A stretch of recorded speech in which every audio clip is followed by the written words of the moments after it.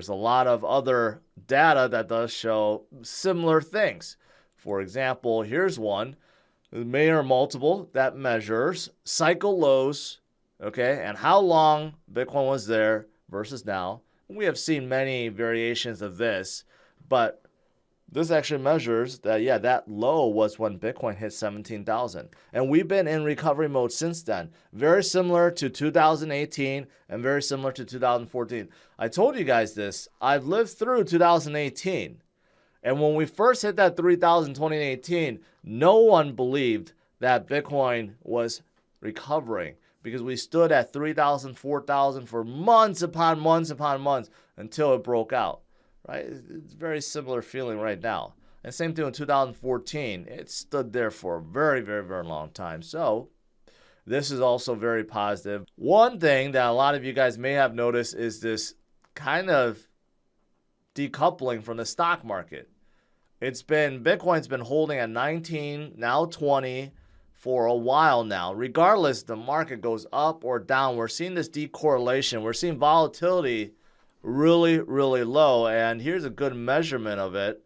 I did see this. So when it's like a one-to-one relationship, there's been many times like that. Okay, but then there's many times where it just kind of decouples. And right now is one of those times where it's almost not correlated at all. It's interesting, but what's also more interesting is usually when this happens, good things are about to come. That means that retail investors pretty much have left and you're stuck with the long-term holders. And that's not a bad thing. Plus, institutions and whales still buying behind the scenes. That's been going on for quite some time. So this is all good stuff. But, of course, that's not all. But what's also more positive is this. And this it's a great indicator of what's really happening. Despite everything else, if you don't believe in anything else, believe in this. The balance on the exchanges is dropping like a rock. And it's dropping faster now than ever before.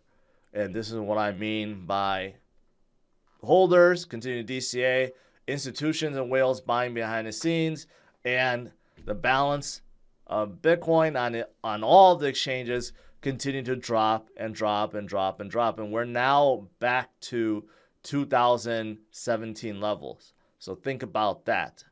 Okay? 2017, the last cycle is when all the major exchanges started popping up like Binance and Huobi and all these other ones. And they were newcomers. They were nobodies. Okay?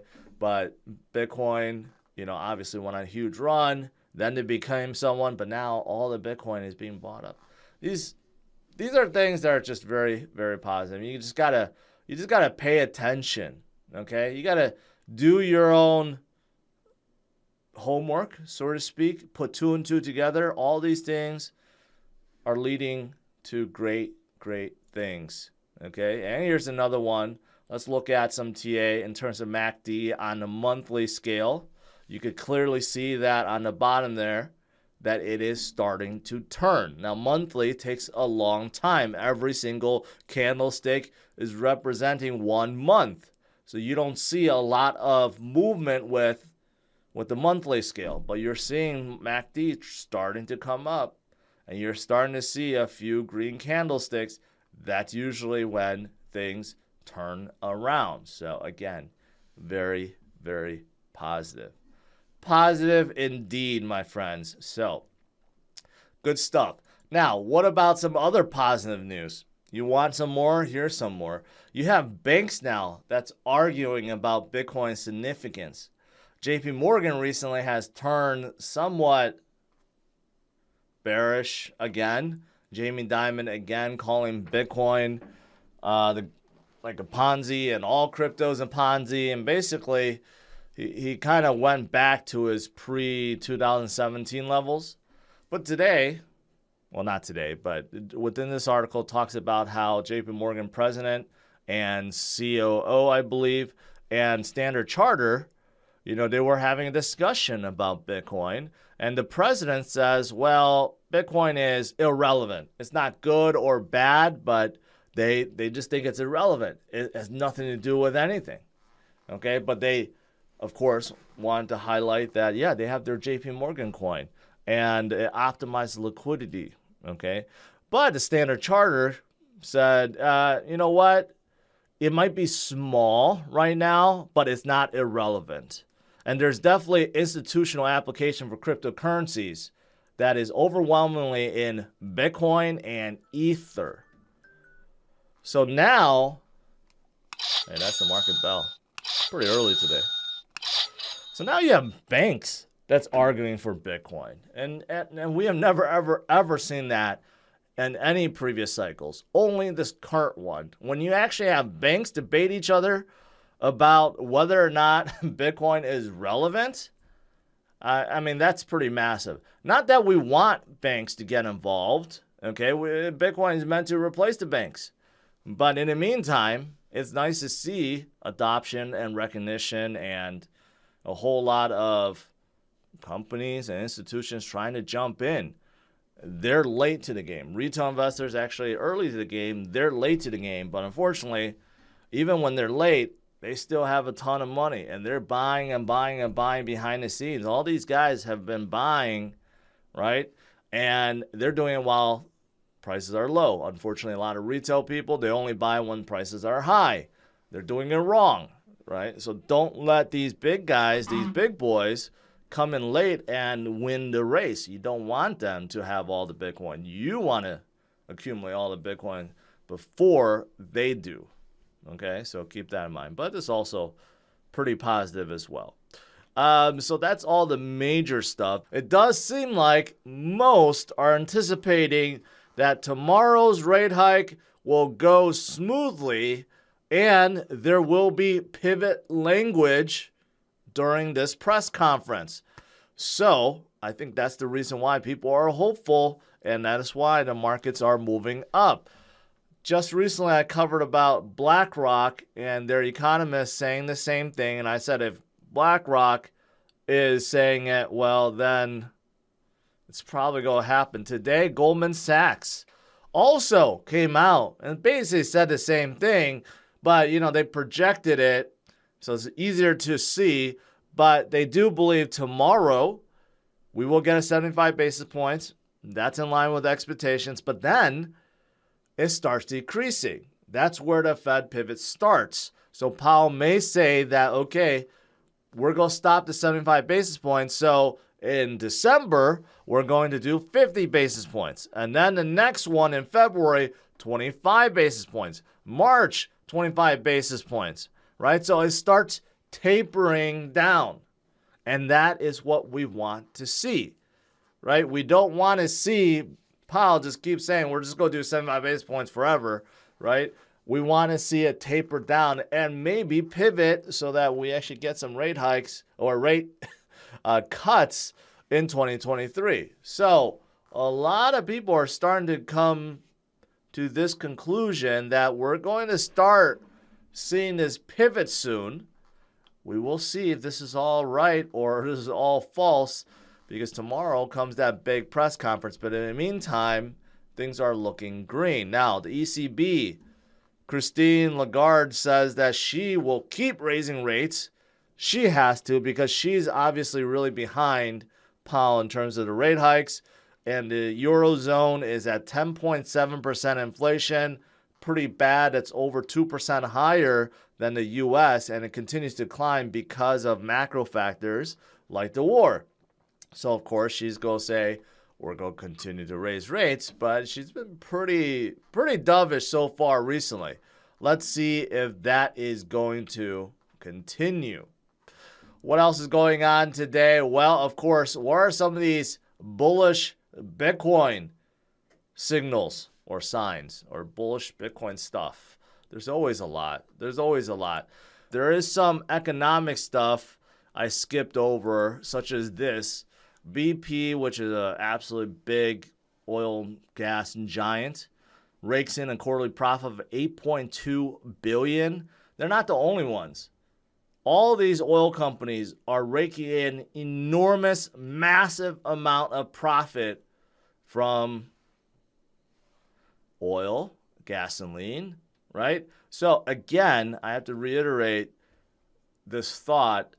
if they're making so much money, if they're making this much money, are prices artificially inflated at this point?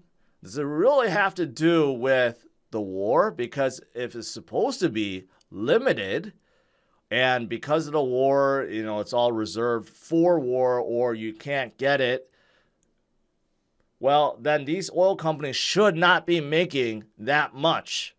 The quarterly profit should also decline with the limited supply. But the fact that their profits are going up through the roof right now makes me think that they are artificially increasing prices on purpose. And they're all doing so, right? So there should be something done about this.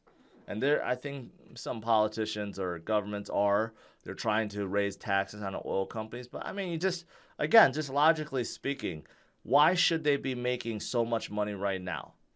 Right? It doesn't make sense. All the other companies, they're just doing okay, getting by, or they're not even meeting their expectations.